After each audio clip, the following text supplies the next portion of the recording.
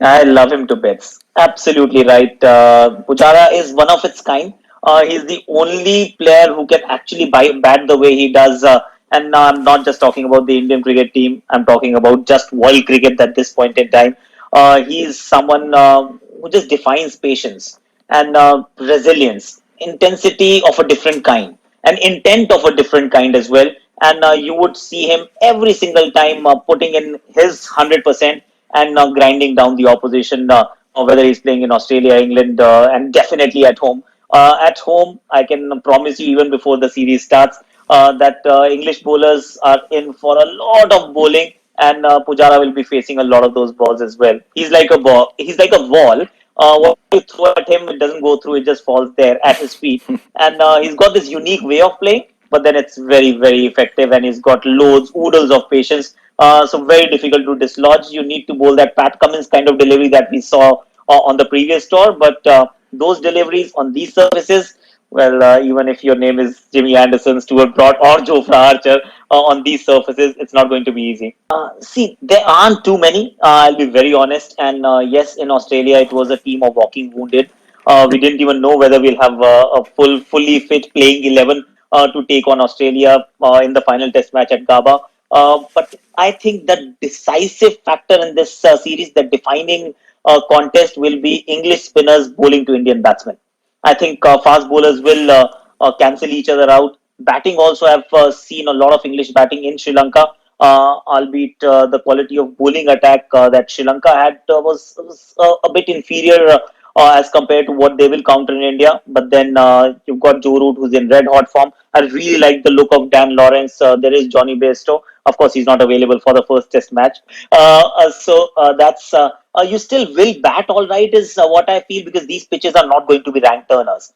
Gone are the days when India used to prepare absolute dust bowls where you just could not bat. These will be fair surfaces. Batting also, in a sense, if England bats very well, will cancel each other out to a certain degree. I think how the English spinners are going to bowl to the Indian batsmen, Tom Best and Jack Leach. Will they be able to play the role that I'm not even going down that Graham Swan and Monty Panesar road in 2012? I'm just talking about control, some amount of discipline, where you don't allow the opposition to run away with the game. Because the moment that starts to happen, then Joe Root's hands will be tied. I think that will be the contest that will define the series and perhaps decide the series in the end. I think there will be some amount of conversation in his own head. His outside demeanor, you will not really, the facade is not going to give you anything. He'll be the same Virat Kohli, same aggressive, in your face, up for a fight. But deep down, he would also know that people have started looking at me differently. People are now questioning my perhaps my leadership skills, and therefore, what we've seen so far from Kohli, the batsman, he's been at the forefront of every rescue mission for Virat Kohli, the captain.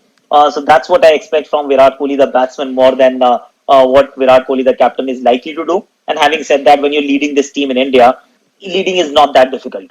You need to just go to your key bowlers, just make very few errors, as few as possible, and you'll be all right because you've got the personnel.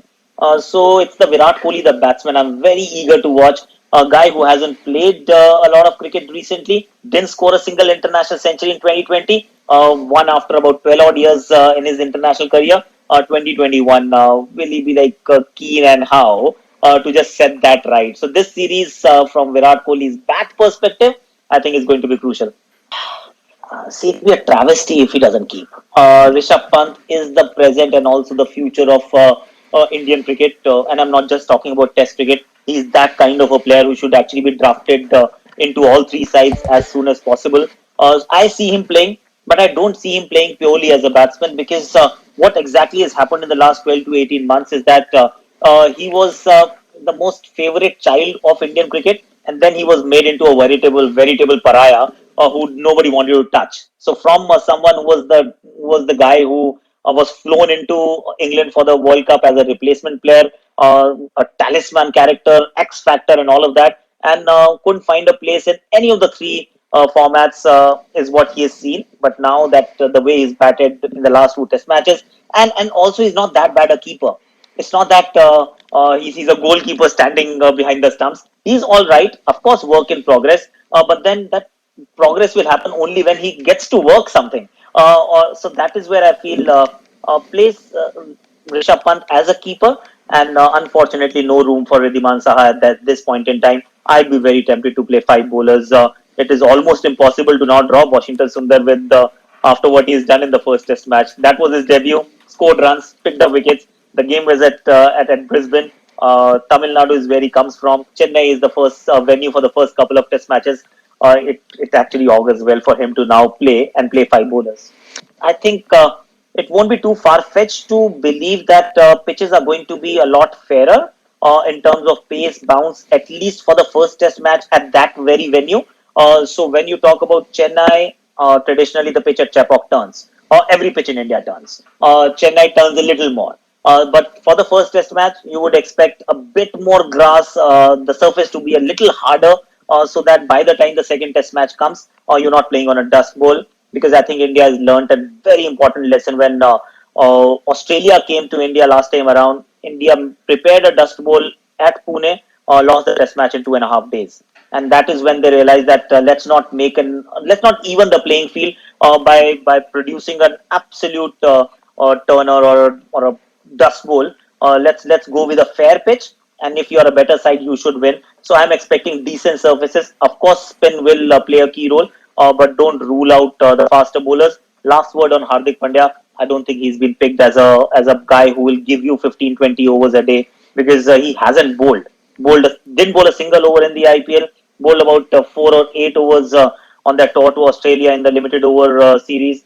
He wasn't picked for the Test matches for that very reason that he's not bowling. So now that he's picked, I don't think he's picked for bowling 15-20 overs and play as a batsman who can actually give you seam bowling option. He's picked up, or he's been picked in the side as a pure batsman.